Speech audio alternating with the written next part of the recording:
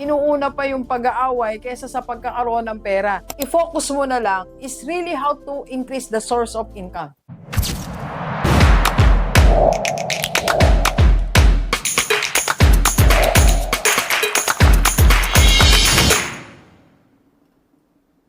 Okay, Gilibers. Sa mga nagtatanong, Dok, ano ba yung pinakamabilis na paraan para maayos ko na yung financial system ko? So, how to fix your financial system the fastest way? It's the fastest way. Magmadali tayo sa pag-aayos ng mga pera natin. Magmadali tayo sa paggawa ng solusyon. Kasi, hindi na tayo bumabata. That's the first reason. Second reason, hindi natin alam kung kailan mangyayari ang mga emergency sa buhay natin. And third, hindi natin makontrol ang macro economy. That is the economy outside your personal economy. Yung economy natin, hindi natin alam what will happen. Gasolina, ngayon naman ay kuryente, tapos LPG at iba-iba pa. Hindi tayo nag-rant pero wala tayong control eh. The more nga nasabi ko sa mga kausap ko, wala tayong magagawa dyan. Hindi naman tayo mapapakinggan eh. Magsalita tayo na magsalita sa Facebook. Makikinig ba sila? Babaguhin ba yan? Hindi nila babaguhin yan, di ba? So, ang gawin mo is to act faster. The fastest way you can to fix your financial system, your personal economy.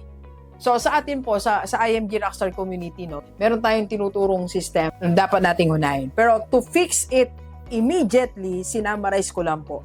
So, eto po yung summary natin. So, first, mag-focus tayo sa source of income natin.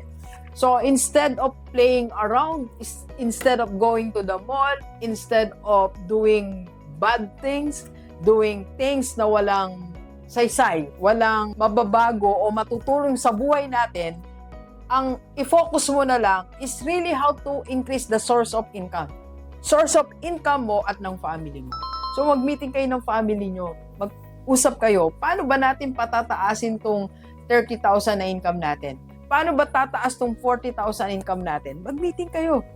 Pag-usapan nyo yung source of income nyo. Hindi yung nag-aaway-away kayong pamilya. Bago kayo mag-aaway-away na pamilya, tiyakin nyo may pera muna kayo. Inuuna pa yung pag-aaway kaysa sa pagkakaroon ng pera. So, ang una nyong gawin, mag-usap, mag-meeting, how to increase the source of income of your family. At ikaw naman, personally, yan din ang isipin mo. How to increase my income bago ako maglakwat siya. Bago ako gumawa ng kung ano-anong bagay, bago ko bilhin to, bago ko simulan to, ang una ko munang dapat gawin is to increase my personal economy, increase my source of income. Okay, then meron po ako dito maliit na space.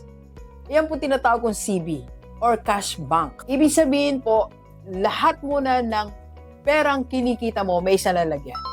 Okay? Isang lalagyanan na lahat ng kinikita mo o lahat ng profit first mo. Kanina lang nag-vlog ako about this. What is profit first? Sundan nyo na lang po, tingnan nyo sa aking mga vlogs dito sa ating channel. Okay? Then, nandun po yung investment. So, pag naipon mo na lahat in small amount of time, yung pera mo, you think of the right investment. Hindi pag kumita ako ngayon ng 30,000. So, subok ako sa gantong investment. So, pag-aralan mo ang investment. May mga inuunang investment. So, unahin mo yung health mo, health investment mo. Kaya tayo nagtuturo ng healthcare. Unahin mo yung Kaiser mo. Pangalawa, dapat meron tayong life insurance. And third na yung fourth, fifth, yung mga ibang investment na gusto mo. Kaya nga, meron po ako nilagay dito na cash bank. Ibig sabihin po, bank quote and unquote, lalagyan na ng cash natin.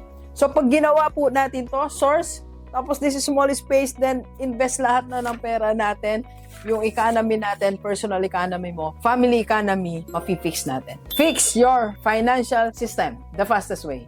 And we can help you po sa IMG Rockstar Community. You can join our community. Nagtuturo tayo about financial system. Mag-PM ka lang. Yan po ang aking personal FB kung gusto mong personal na makausap si Doc. Thank you. Let's go. Kape po tayo.